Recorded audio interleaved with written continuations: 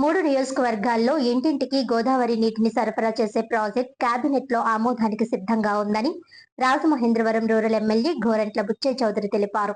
కడియం మండల పరిషత్ అధ్యక్షులు వెలుగుబంటి సత్యప్రసాద్ అధ్యక్షతన మండల పరిషత్ సర్వసభ్య సమావేశం జరిగింది. ఈ సమావేశానికి ముఖ్య అతిథిగా హాజరైన ఎమ్మెల్యే గోరంట్ల బుచ్చయ్య చౌదరి కొన్ని కీలక విషయాలు వెల్లడించారు. అభివృద్ధిపై ఎటువంటి రాజీ పడబోమని పేర్కొన్నారు. కడియం వెదురుమూడి రహదారి విస్తరణ మొదలుకొని వేమగిరిలో అన్నా క్యాంటీన్, కడియంలో రైతు బజార్ వంటి అభివృద్ధి కార్యక్రమాలు ఏర్పాటుకు ప్రణాళికలు చేశామని అన్నారు. రద్దీ ఎక్కువగా ఉండే వేమగిరి జంక్షన్ పై ఫ్లైఓవర్ నిర్మించేందుకు టెండర్ ప్రక్రియ పూర్తయిందని, త్వరలో పనులు కూడా మొదలవుతాయని అన్నారు. రానున్న పుష్కరాలను దృష్టిలో ఉంచుకొని వందలాది కోట్ల రూపాయలతో అభివృద్ధి పనులకు ప్రణాళికలు సిద్ధమయ్యాయని, ప్రవక్త అనుమతి రాగానే పనులన్నీ ప్రారంభమవుతాయని వెల్లడించారు. కడియంలో సబ్సిడీ సబ్స్టేషన్ నిర్మాణం పూర్తవుతుందని, అలానే ఒక సబ్స్టేషన్ నిర్మాణానికి ప్రతిపాదనలు చేశామని అన్నారు. పుష్కరాల సందర్భంగా అన్ని ఘాట్ రోడ్లను విస్తరించే పనిలో ఉన్నామని తెలిపారు.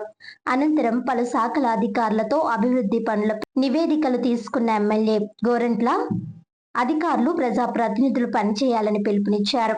ఈ కార్యక్రమంలో వైస్ ఎంపీపీలు Pantham Ganapathi, Kalidindi Visalakshi, MPDO Ramesh, MRO Sunil Kumar, MPTC సభ్యులు, సర్పంచులు, అన్ని శాఖల అధికారులు తదితరులు పాల్గొన్నారు. పుష్కరాలకి వర్కౌట్ చేస్తున్నాం. మనం ఎస్టిమేట్ చేశారు, మీకు కూడా చెప్తారు ఒకసారి ఏ డిపార్ట్మెంట్ ఏమేం చేస్తారు. వాటికి సంబంధించి ఎంపీపీ గారు మన వాళ్ళు చెప్పినంతా కూడా వర్కౌట్ చేయమన్నాం.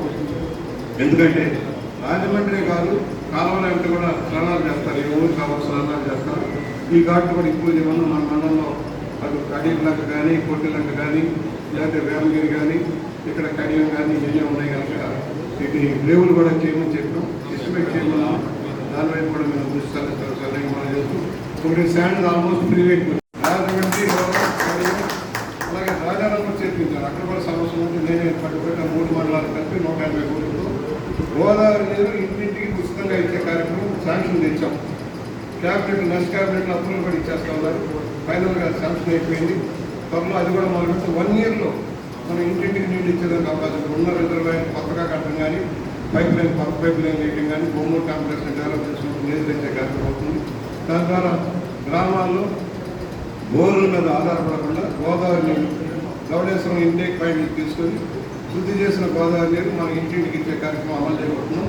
దాని త్వరలోనే, ఎందుకంటే గ్రిడ్లో పెట్టాల, పొరపాటు వాళ్ళు గ్రిడ్లో పెట్టాల, దాని మీద మళ్ళీ ఫైట్ చేసి దాన్ని గ్రిడ్లో పెట్టేలాగా చేసుకుని 180 కోట్ల రూపాయల ప్రాజెక్ట్ మనం చేసుకున్నాం.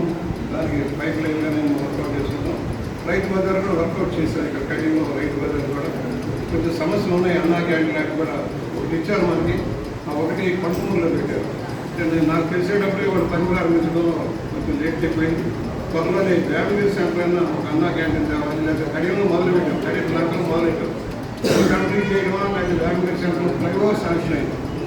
వేమగిరి సెంటర్లో ఫ్లైఓవర్ శాంక్షన్ అయింది, టెండర్లు పిలిచారు. త్వరలోనే అది కూడా వర్క్ బిగిన్ చేస్తారు. రెండోది మనకి ఏదైతే చైతన్య నగర్ దగ్గర ఆర్ఓబీ శాంక్షన్ అయింది, కడియం అయిపోతుంది కనుక దుల్లగొడ ఒక సబ్స్టేషన్ వస్తే ఆ ప్రాంతంలోకి వస్తే మన మండలంలో ఎక్కువ ఉంటుంది. దాన్ని కూడా వర్క్ ఇవాళ ఏదైతే రోడ్లు 25 కోట్ల మొత్తాలు మనం మండలం చేయబోతున్నాం. మీరు అందరూ దృష్టిలో పెట్టుకున్నాం. R&B 10 కోట్ల రూపాయలు పోగొట్టున్నాయి. అలాగే కూడా నుంచి ఒక 200 కోట్లు సెంట్రల్ లైటింగ్ పెట్టమన్నారు. Central lighting Vemagiri